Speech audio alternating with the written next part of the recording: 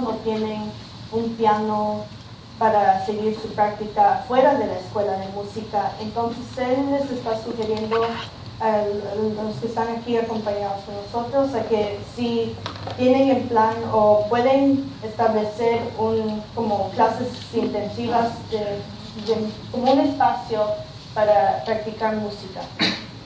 Gracias. Yes, my name is Terry Marcus, and I was born and raised in Boyle Heights. My family has been here since the 1920s. Sears has been a common ground for me since I was a child. All my appliance and everything in my house is from Sears, believe it or not. Okay? And my brothers, two of my brothers retired from Sears. So it's really a family involvement here too. Also, I am part of the Boyle Heights Historical Society. I am the treasurer, and there's quite a bit of members from the Boyle Heights Historical Society, and we would like to be involved as to what you're doing. So far, what I see is wonderful. I have some question as to how ELAC is involved in this. East LA Corporation, are they your partners? Are they going to be working with you? How is that working? I don't understand. Okay, thank you. Now we'll give him a chance to respond to the last three comments. Well, and the other thing that I guess, there's several things. One of the things that the reason why I don't shop here in Boyle Heights is because of safety. I went to Food for Less last night, and I was so scared I didn't get out of the car. Because there's a lot of gang members, and I used to go there all the time. So we need to control that. We're going to have it translated now, and then give him an opportunity to respond to the last three comments. Ella es Terry Marquez y está representando la Sociedad Historical de Boyle Heights. Y ella quiere saber cómo la Corporación del Este de Los Ángeles tiene que ver con todo esto. Y uno de los ejemplos que ella acaba de dar es que anoche fue al Food for Less y no se bajó de su auto porque tenía miedo de actividad de pandillas. You should have been with me. Thank you very much. They go there every other day. Okay, so I'll answer the last three questions in the order they were asked, if you guys don't mind. So in terms of the first question, we'll likely have more community meetings at different times of the day, different days of the week, so that your friends who are unable to attend, who have second jobs, will be able to attend. With regards to development in green space, we're going to have a lot of green space on the rooftop, as Ulysses mentioned. We have close to a 4-acre rooftop. Additionally, on the east side of the building where the railroad tracks are, we're likely going to have a central hub. It's going to be a green space that'll still try to preserve an industrial feel in a way, and it'll be open to the community and I feel an amenity to the community. It's part of the design we're currently working on, which is subsequent to what you see now. It's an ongoing process that we're trying to develop and redevelop and refine. In terms of the music space or community space, our programming of the building isn't overly intricate yet. We just have the basic concepts of retail, office, and residential. But what I can tell you is another project that Isaac and I own in downtown. We acquired it in August of 2013. And that space, when we acquired it, we had Company of Angels, which is a theater group, use some of the space. And we had given them the space to use for free. They were using it for theater. But the property was almost 500 units, so we needed a community space. But we felt bad about leaving them with nothing. So what we did is, right now Isaac's building them a community space at another property so that they're still able to remain in downtown. And the space that we're taking from Company of Angels, we're actually creating a community room with amenities such as a music room. Isaac and I were actually in New York a half a year ago or a year ago, where we toured Manhattan Plaza, which is a mixed income neighborhood that has a music room, and we were really taken by the use it gets and the value of it. So we plan on amenitizing the property, and this is something that we'll look into when we get to that point, but I think it's a little premature for us now. And with regards to the third question, in shopping, one of the reasons for our vibrant mixed-use community is to have this sense of traffic and people throughout the day. So it's never you're there in a vacant shopping lot with no one there during the day, during night, during evening. We hope that people are always there, always enjoying everything that the property will have to offer, and it'll provide that added sense of safety so that you are able to shop in your community again.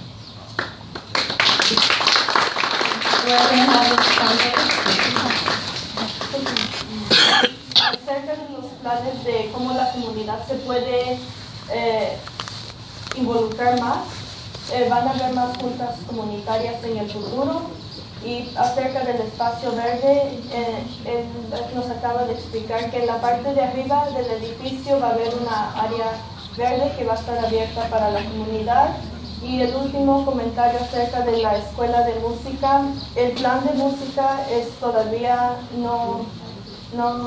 sí lo va a tomar en cuenta, pero todavía el plan del edificio no está tan exacto y concreto.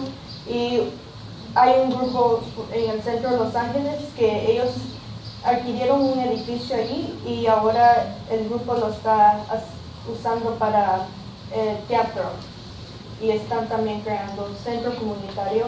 Acerca del centro comercial en Boyle Heights, la idea es de crear tráfico durante el día y la noche y para que siempre haya gente y no haya inseguridad de salir a comprar en su propia comunidad.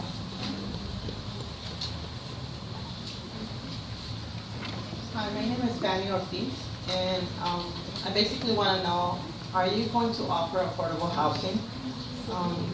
You know, I think it's, and I believe it's important. If I might share my story with you, I'm a single mother of 5 kids. I have a daughter that's disabled, and if it wasn't for affordable housing, I wouldn't have a home. I was literally homeless for 3 years. And like myself, there's many of us that need affordable housing. And like you heard the other lady, some people have to work 7 days a week to be able to sustain their family. And some of them don't even live in a home they can say is dignified. So I think it's very important that you consider that you offer affordable housing to our community, because as you have heard, many of us live below poverty levels. Thank you. Thank you.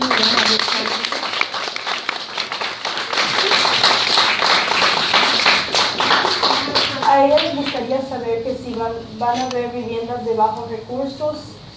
Su experiencia propia es que compartió su historia de que por casi 3 años no tenía vivienda y también como se preocupa de esto, como también tiene 5 niños y muchas personas tienen que trabajar.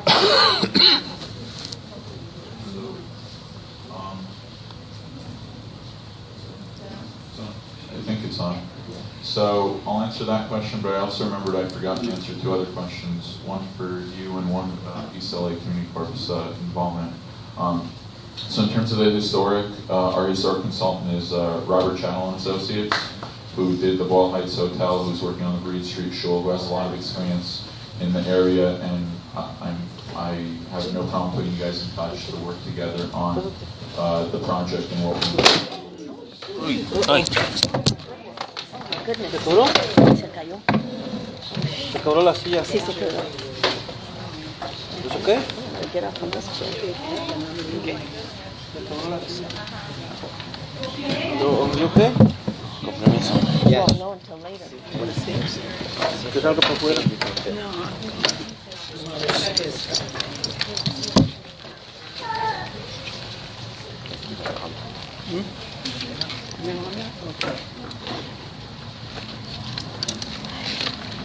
Go ahead with your meeting. I'm fine. Go get some water. Get some water.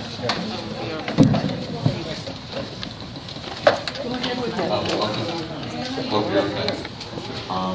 So in terms of affordable housing, if you look across the street off of Olympic and Rio Vista, I believe, there are two affordable housing complexes right there. On Whittier, there are two new ones by Retirement Housing Foundation that are being built right now.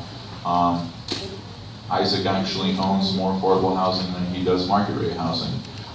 With regards to Sears, it just has to make sense because it is a big investment and a big risk. And as everyone knows, people have gone through the process of promising the world and developing the property, and yet it's laid the way it has for the last 22 years. So we want to make sure that whatever we do, we actually do it. We don't want to promise the world and accomplish very little. We want to do what we can, what makes sense. And we're going to try our best to accommodate the community where we could and how we could. But it all has to make sense, because if we can't get it financed and we can't get it built, then the community's left with what it has, which are broken promises. I'm sorry, but we have people waiting for years to try to get an affordable housing. And that's the reason why I'm asking if you guys are going to offer it to our community, because there's the need. Okay, we're going to have his comments translated. Okay, él va a responder él respondió acerca de la pregunta de bajos recursos, que en Boyle Heights, si ven en la Olympic o la Whittier, hay viviendas de bajos recursos y ellos van a hacer todo lo posible que puedan para que esto ocurra, y también no van a ellos hacer promesas que no pueden cumplir. También tienen que ver su financiamiento. Si no pueden financiar un programa, pues no, pero todo depende en si pueden, pero no van a hacer promesas que no pueden cumplir. Yes, but you're talking about the main building. You're concentrating on that at the Sears building. They have 23, I can't stand up, sorry. They have 23 acres there. What do you plan to do around the other acres that are there, besides the main building? I believe I addressed that earlier, that we have no plans for anything around the acres there. The building parcel is on a 13-acre site, so the remaining 10 acres, we have no plan, and after the main parcel is developed is when we would look at what could be done there. We don't want to distract from the main focus, which is restoring the property itself. We're going to have it translated. La pregunta fue que cuál era el plan con los 23 acres que sobran ahí, y dice que la respuesta fue que para los primeros 10 acres no hay un plan todavía, pero la prioridad ahorita es restablecer la propiedad principal. Makes sense.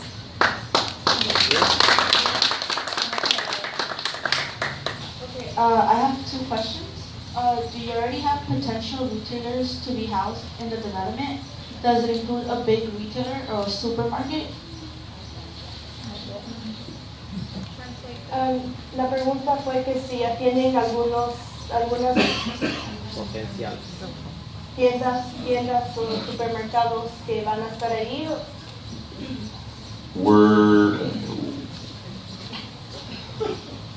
We haven't started the entitlement process necessarily, so we can't really negotiate or talk to retailers when we can't know if we could deliver them the space. So it's very difficult for us to do that, or to promise something and not be able to deliver it. At the same time, we are looking to see what retailers might have interest in the site or in being at the site, and it is our hope to incorporate a market in the redevelopment. Market, bank, other community services or retailers. Hello, my name is Margarita Amador, resident, born and raised here in Pico Aliso. And one of my concerns with any development is the opportunity for employment. I work at HACLA, and during the redevelopment of Pico Aliso and Aliso Village, we had, under federal guidelines, they're required, anyone that takes on federal dollars has to employ a percentage of the community in those construction jobs. And for whatever reason, it just doesn't happen with other developments. But I think, that's an opportunity for the community to take ownership of that project, because it has a sense of ownership when people who live there and work there, they take more pride in preserving the beauty, the infrastructure. And so that's something that I would love to see, and not just during the construction, but as well as, working with a developer. You have entry-level positions that people in the neighborhood can do. And I'm a very strong advocate in regards to that. So again, that's another thing. And I'm also here on behalf of the Hollenbeck Police Advisory Board. And one of the things is the safety issue along, that area. It's you have heavy industrial, so you have a lot of. It's like a truck stop, and there was a lot of prostitution going on. And our senior lead officer in that area really worked hard to clean that up, but. Again, that's something that you need to take into consideration in regards to the safety aspect, because it again, those trucks, that's a rest stop, and it's not going to fit well with your project because of the fact that it brings the prostitution and drug sales and whatever. But again, I strongly, would like for you to really create a resident employment program, and look at HUD's Section 3 compliance and how they implement those projects, because you have people that they will get to work for the union and make those living wages. So again, that's why I'm here. Thank you.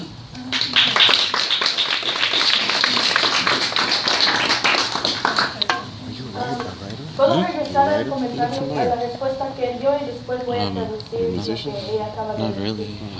I'm from the neighborhood. Él acaba de decir, hablamos de si habían algunas tiendas potenciales que iban a estar ahí, y él dijo que el proceso ha comenzado, pero también no saben si ellos les pueden dar el espacio que las tiendas necesitan, y tienen en plan incluir como un banco o una marqueta, algo que la comunidad se beneficie de tener ahí. Y ahora voy a acerca de la pregunta que acaban de preguntar aquí, que fue dos cosas, la oportunidad de trabajo y la seguridad. Como esta propiedad va a ser nueva, hay unas condiciones. Ella quería saber que si van a contratar a personas de la comunidad, como si son miembros, hay muchas compañías que tienen que contratar a un porcentaje de los residentes de la comunidad, y también ella dice que va a beneficiar más porque muchas personas que trabajan en la comunidad y viven ahí toman más orgullo en estar trabajando para localmente. Y el segundo tema fue la seguridad, que muchas de las trocas usan esa área como para descanso, y le preocupaba que iba a ocurrir un crimen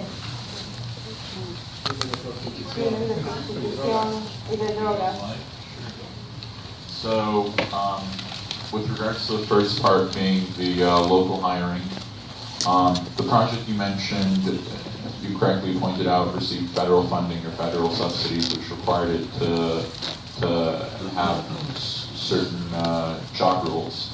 Our project is entirely privately financed, and so it becomes very difficult to increase the costs.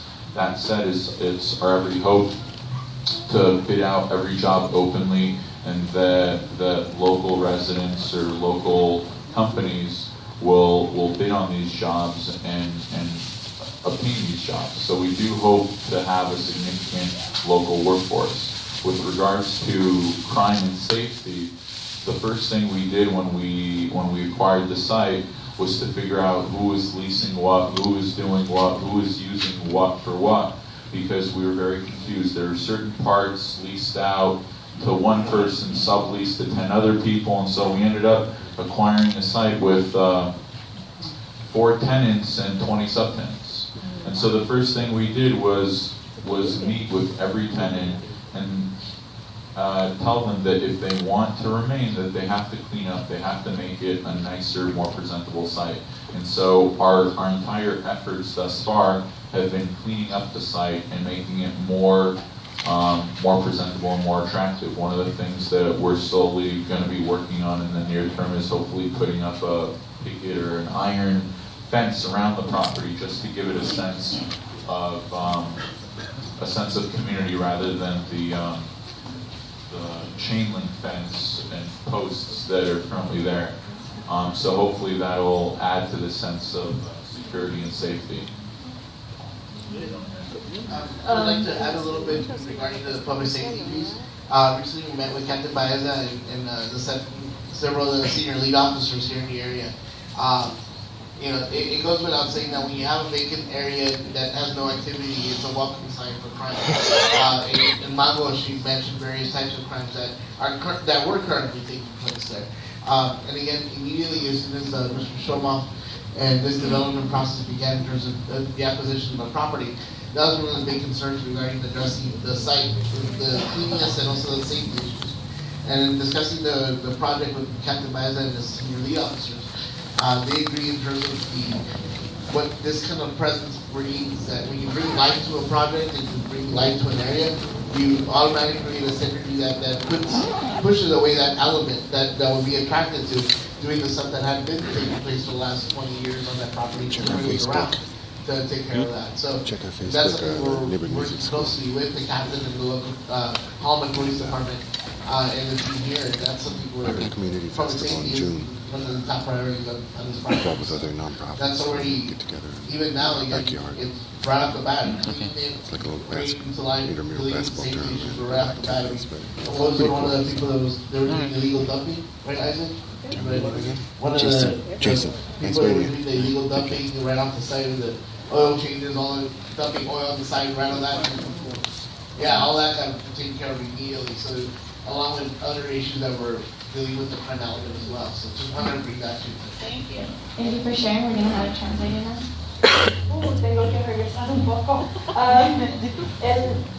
Primero acerca de la pregunta de trabajos locales.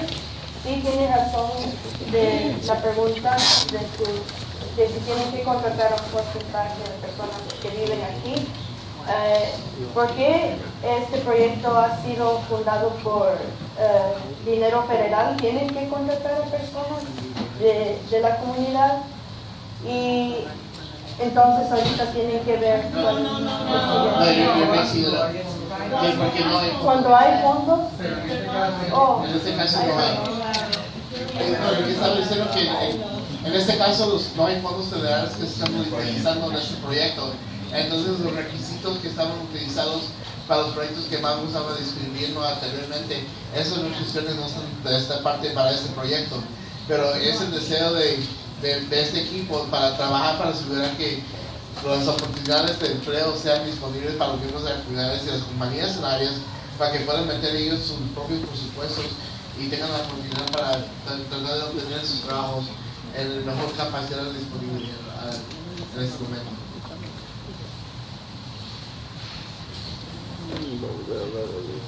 Good afternoon. My name is Yolanda Gonzalez, and I'm part of the Coalition for Apartment Owners Association for the greater city of Los Angeles, and we have the backup of AOA and AGLA. I am a property owner and an apartment owner here in Royal Heights for over 22 years. And I want to support your project. I think it's an excellent project, and if you need any of our help or any dialogues to come forward, we'd be more than happy to come forward on that.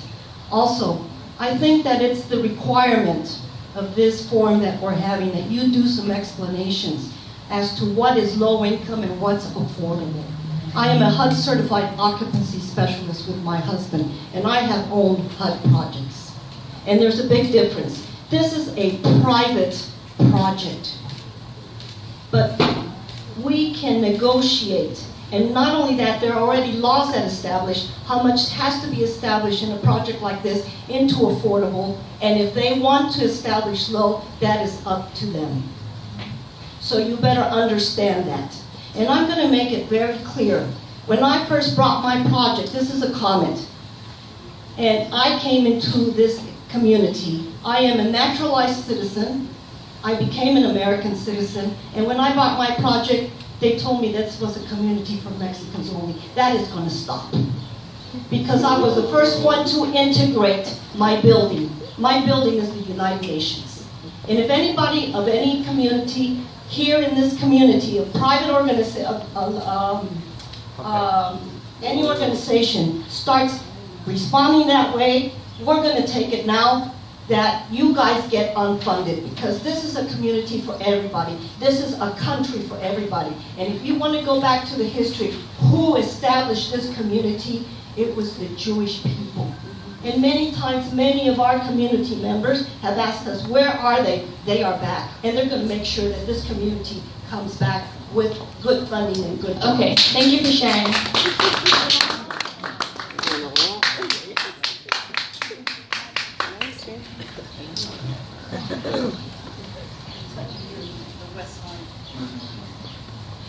Bueno, Yolanda, la señora Yolanda está explicando que ella tiene propiedades aquí en Boyle Heights. Dice que hay diferencia entre lo que es un affordable housing y low income housing.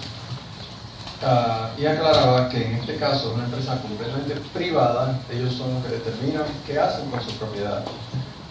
Y que ellos han mostrado disposición a hacer algo con esto.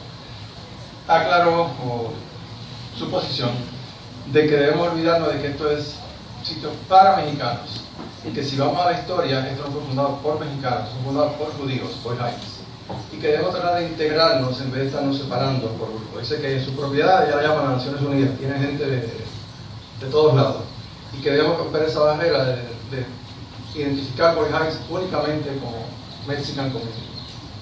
¿Eso fue? Eso es. Gracias. So I think right now it's a good time to reiterate how important this forum has been, and how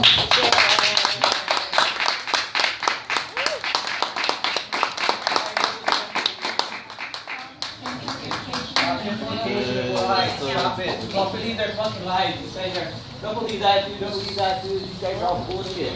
All bullshit. You think okay, thank you. People are going to be able to afford that shit? You don't believe their shit. Stop gentrification of Boyle Heights. So, you know, comments like those, comments that have been made already from the stand, personal stories that have been shared, comments of support, all of those are very important for this process, right? Which is why we're having this forum today. None of them are you know, are what the whole community wants, right? But they're a representation of what's happening here in Boyle Heights. I don't want to go into too many details about how the neighborhood is made up, but you know, the majority are renters. So, and poor renters too. So it's important for us to realize that Sears is an opportunity to really come away with something that can benefit both the developer and the neighborhood, right? And it's important that you all become part of that process. You know, Fanny sharing now her story about her family, that trajectory, right? Others sharing their stories about how they own properties in Boyle Heights. Those are all stories of the neighborhood. But it's very important to keep engaged and you know, make sure that your voice is concerned.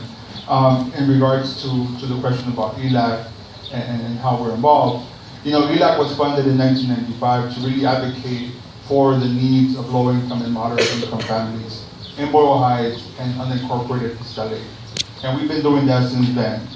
We develop leadership, right? We work with families that want to purchase their first home here in Boyle Heights. We work with other organizations to develop economic development opportunities in the neighborhood. We develop affordable housing, right? And so for us, when we look at a project like Sears, it's important for us to make sure that a project like that includes benefits that are going to benefit benefits that are tailored for the people that live here now. Some of these families have been here for 20, 30, 40, 50 years. And over that course of time, for various reasons, their quality of life has been really difficult. And so when the new development comes in, we, as an organization, we feel that it is our responsibility to the membership that we serve, that we try to figure out what kind of benefits can we obtain for them from that development. And so for us, in order for us to make a decision on how we're going to get involved with a project like this, that comes from the people that we serve, and that's a membership that works with us. Right now we're still working with the residents, trying to figure out what it is that they want to come away with from this development. And once we have, their vision, we'll make a decision as to what direction to take with the development. Okay, can you explain when you say we, are you speaking ELAC or okay, can you clarify? I just want to translate really quick. Entonces, hacia la pregunta de cómo se ha involucrado ILAC, primero quiero decir de nuevo que este foro ha sido muy importante para dar su voz y opinar sobre el proyecto, comentarios sobre las historias de familias, comentarios sobre dueños de propiedades, todos son válidos y parte del proceso, ¿verdad? Entonces los animo a que continúen su participación en este proyecto. Sobre ILAC, para nosotros nos establecimos en el 1995 aquí en Boyle Heights, y desde entonces nuestro trabajo ha sido para apoyar familias de bajos recursos y recursos moderados.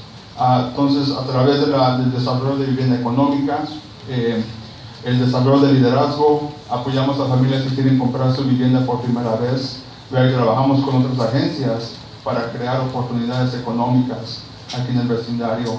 Entonces, cuando vemos un proyecto de esta magnitud como el de Sears, tenemos la intención de ver cómo va a beneficiar a la gente que ya está aquí el día de hoy, gente que es trabajadora. Entonces, si vemos que este proyecto no está incluyendo la visión de la gente que representamos, pues ahí vamos a tener que tomar una decisión sobre nuestra participación. Entonces, ahorita, antes de que tomemos esa decisión, tenemos que platicar con la gente que representamos, con los residentes que trabajan con nosotros, para ver qué visión tienen ellos para esta propiedad. Estas son familias que ya tienen 20, 30, 40, 50 años viviendo aquí. Entonces, es importante que la visión de ellos sea parte de este diálogo. Entonces, cuando tengamos esas pláticas y tengamos una visión con que estar de acuerdo, vamos a ver qué dirección tomamos sobre este proyecto de Sears. Okay.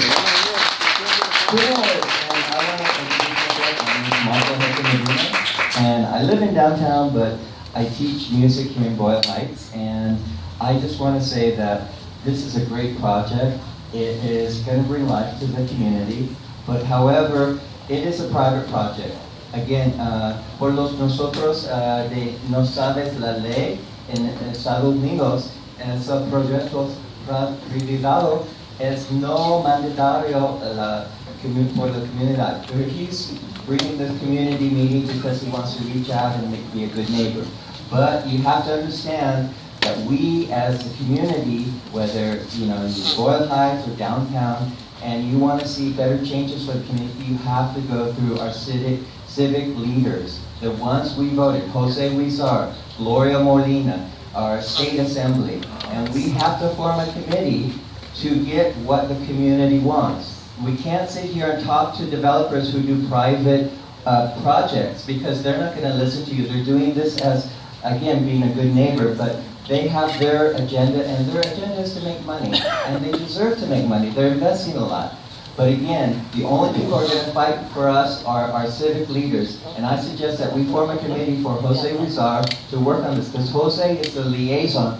They have Jose's private cell phone number, they talk all the time, and we don't. We have to go make appointments at his office and try to see him and see one of his associates. But again, Jose Huizar is our man who's going to make whatever we can for the community. So that's my 2 cents. Thank you. Thank you. Es en el centro de Los Ángeles, pero también enseña música en Boyle Heights, y también nos recuerda de que tenemos que tener en mente de que este es un proyecto privado y ellos simplemente han sido buenos vecinos, pero dice que la realidad es que si queremos cambio tenemos que incluir líderes civiles que elegimos, así como Gloria Molina o José Huizar, y tenemos que crear como un comité si de veras queremos ver cambios.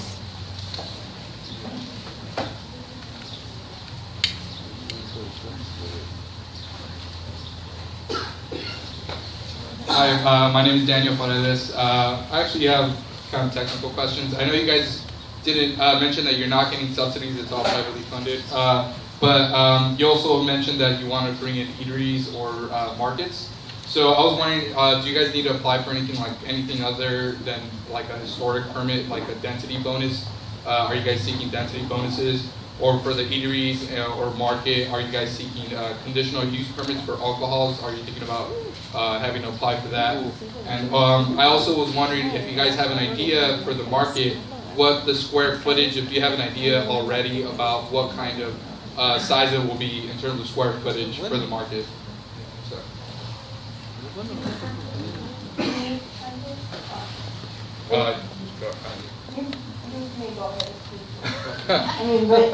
Sure. Yeah, I'm not that great at on-the-spot translation, but sure. Lo que estaba preguntando es que aunque no están recibiendo subsidies, no sé exactamente cómo decir, subsidios, pero a veces preguntan para otros permisos como density bonuses, como es para que tengan más espacio, y también permisos para para vender alcohol, para como si hay restaurantes o una marqueta. Y también pregunté si tienen una idea del tamaño de la marqueta que quieren entrar. So in terms of the market, we hope to have a market about 30,000 to 35,000 feet. In terms of density bonus or things like that, we don't really need anything. With the light wells or courtyards that we're going to be doing, we're probably going to be taking out about 250,000 feet, and the density that we plan is significantly below the 750 on average unit count. So that's about it in terms of density. And the market with regards to the alcohol, I do believe we would need to go through a CUP process if we did restaurants that serve liquor, and the community will have their voice heard during those meetings, but it's not something we're planning now. Our first thing is to be able to do the project. And once that's done, we can actually program the project more appropriately and do those as next steps. Están planeando en una marqueta de 30 a 35 mil pies y también con los como courtyards de los 200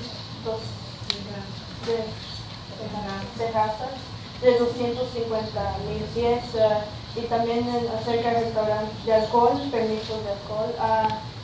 Tendrían que ir por un proceso de CUP y van a haber restaurantes que van a servir bebidas alcohólicas, pero primero tienen que establecer un plan acerca de qué es lo que va a pasar. Okay, we only have... Rapidito, un CUP es un permiso de uso condicional y es lo que tendrían que obtener para poder servir el alcohol en la propiedad. We only have time for one more question. Mr. Shamab will have to leave soon.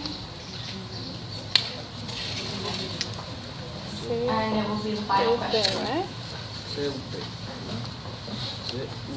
All right. Good afternoon. My name is Minor Godoy. I'm a resident here in Boyle Heights. First, I want to start off by saying that it was extremely offensive to hear somebody say that you're bringing life back to Boyle Heights. There's been plenty of life here. You can see the color. You can see what already exists in this community. It has been here for a long time. There's been a lot of life here, or else there wouldn't be a room full of community right now. We have had life here, and it's offensive for anyone to come in here and say that there has not been anything here before. Sure, the building looks old, but the community has never owned the building, and for you to come in here and say that because it's privately funded, or have someone say for you that because it's privately funded, we can't give you our opinions is also very offensive to come into the community. If someone decides not to live here after they go off to college because they don't feel safe here, that's fine, but I can tell you my story. My mother came here from Guatemala.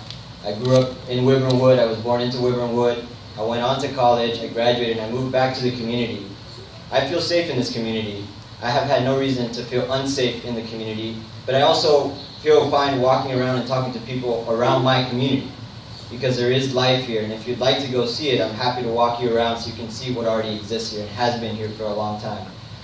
In terms of how this meeting has been run, it's been a little bit disgraceful. Sure, this is not a Mexican neighborhood. That's fine. I don't think it needs to be characterized that way, but it's ignorant to not look at facts and the fact that there's such a large Spanish-speaking population here and to not have professional translation. For a project like this, it's going to have such a significant impact. Everyone has said that is a little disgraceful. The students have been doing a great job, but this is part of the problem, is that you try to use our community to represent that you're connecting with us, and you're not. You're not making an effort to do it. And lastly, I would say you talk about your project as needing to be profitable in order for it to make sense, as if the community never was looking for profit itself, to go get ahead itself. We've been here for a long time asking for something to be profitable, but for the community, not for some private investor. Thank you for sharing. Now we have to move on.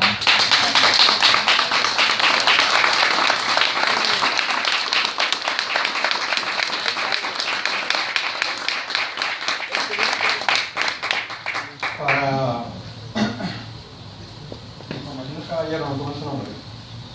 Este evento es organizado por el señor Chamot, que tiene dinero para comprar el edificio, o si no tiene como prestado, lo que fuera. Este evento es organizado por Boy High Speed, que es el periódico producido por estos estudiantes. Tenemos traductores que son los estudiantes. Esto no es un evento ni una reunión del señor Chamot ni de Kila. Ellos son nuestros invitados. Y nosotros, como somos una organización pobre, si quiere decir, usamos nuestros recursos, que son nuestros reporteros, nuestros estudiantes, a los que apoyamos y les servimos de mentores. No es un evento del señor Chamot. Él cuando hará sus eventos, no sé si lo hará en Beverly Hills o lo hará en, no sé, si fantástico, que lo tiene, que lo disfrute. Pero esto no es un evento del señor Chamot, es un evento del Boy High Speed.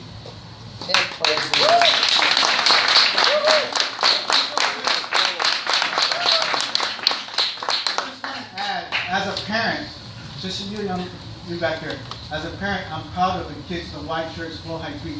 This was an article, this was created by an article that they wrote a couple of months ago that just came out. This is the articles that they do every 3 months. They come up with one article that came out, and they get together. Today's article was basically on the Sears Tower. They don't know what they got themselves into. This is something experienced for the first time. So when this guy comes up and stops gentrification, Boyle Heights, they understand it, but they don't really understand that it has to come out this way. These are students that are running this. We as staff or as a parent, we let them run this meeting. This is their meeting. It's not for, these guys could create their own meeting, like Carlos said, they could go and create their own meeting. And I guarantee you, with the money and everything and to support this community, I live in Boyle Heights, I live in the neighborhood council, but I want you guys to understand, this is not their meeting, this is not our meeting, this is their meeting. So this is the meeting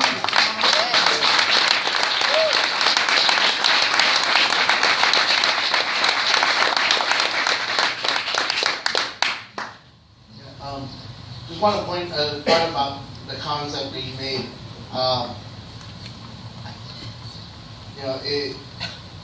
We're all here in the Boyle Heights. You know, when you mention your story about white women, I can tell you the same story about mine from being right here on Brooklyn and Evergreen. Cesar Chavez right here off of New Jersey. Grew up in the neighborhood, and I moved back into the neighborhood after I went to college at UCLA and Caltech, where I got my master's degree. I came back into the neighborhood, and I moved out of the neighborhood because my dad told me, "Mijo, you grew up too much. You gotta move out. Ya no cabes." It pretty much was like, "You don't fit in here anymore, mijo. It's time for you to move out."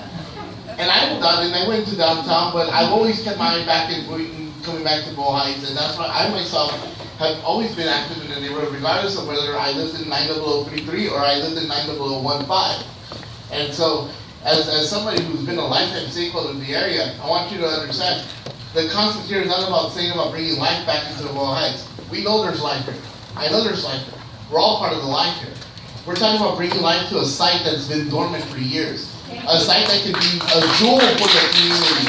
A site that can bring the level of resources that can help and exemplify how we can really, as a community, empower one another to tie in our resources, to tie in our clout, and really bring life to a sector that needs it, not the community. Trust me, I know this community has life. You got people like Joaquin, you got like Martha. They know we've had our discussions, we've had some battles, but we know that we each care about the community, and that's why we're still here. And look at Martha's laughing and smiling. She knows what I'm talking about. But that's part of the life in Boyle Heights. That's who we are in Boyle Heights, and that's why we're here in Boyle Heights, and that's why I'm part of this project. As a community stakeholder, I never take off my hat. And I wouldn't be here if it wasn't something that I believed in. And I know we have different opinions and different concepts. But again, as Jose mentioned, that's why we're here. That's why we're having a dialogue. And it's all about respect. It has nothing to do with anything other than the fact that there is that respect for the community and the respect for our youth, who we're really proud of when we talk to them outside and they give us their stories. That's the kind of stuff that we're here to empower and we're here to support. So, yeah, after this meeting, I'm going to stick around. I'll be here the last one leaving. So if you guys want to talk some more, I'm here. Thank you. Thank you very much for everyone who came here. And thank you very much, Mr. Shamal, for responding to my invitation and being with us here today.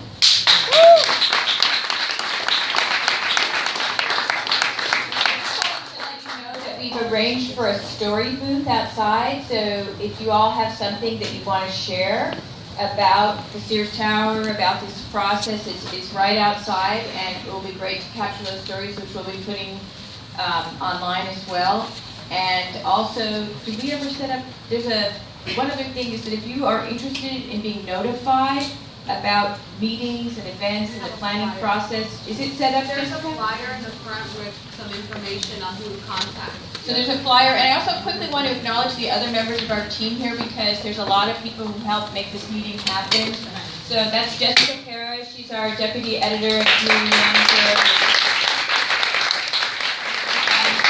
This is Maxia Facundo, who worked with Yasmin on her story about the Sears Tower.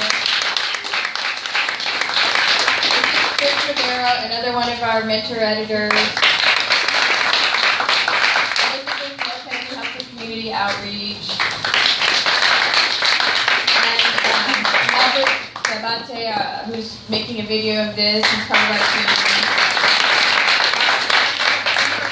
I wanted to thank our distinguished guests for joining us and spending this time and keeping this conversation, I think, at a pretty good level, pretty vibrant discourse. I know there's a lot of emotions about this, and so I want to thank everybody for having this be, as respectful of a dialogue as we all can. And lastly, I want to thank Leslie for translating. Thank you.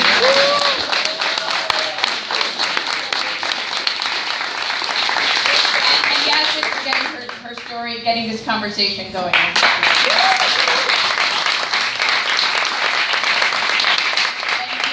Leslie and Yasmin have been with us since Leslie was probably in like 10th grade, I think, and Yasmin said she was in 9th grade. They're both graduating, and we are so, so proud of them.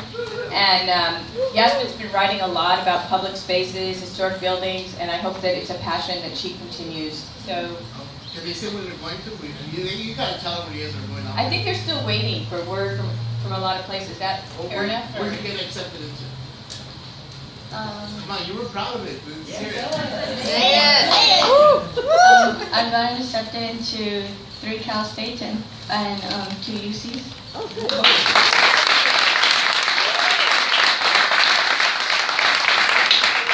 I got accepted to 2 Cal States, and I'm still waiting to hear from 2 more UCs.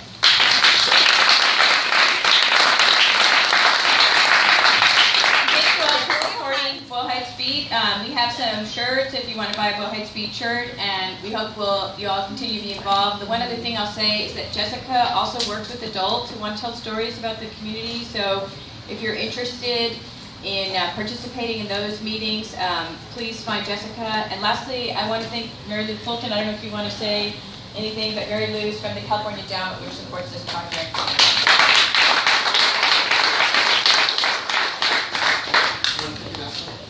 All right, and just to reiterate, we do have some flyers in the back, just with information, some of the renditions.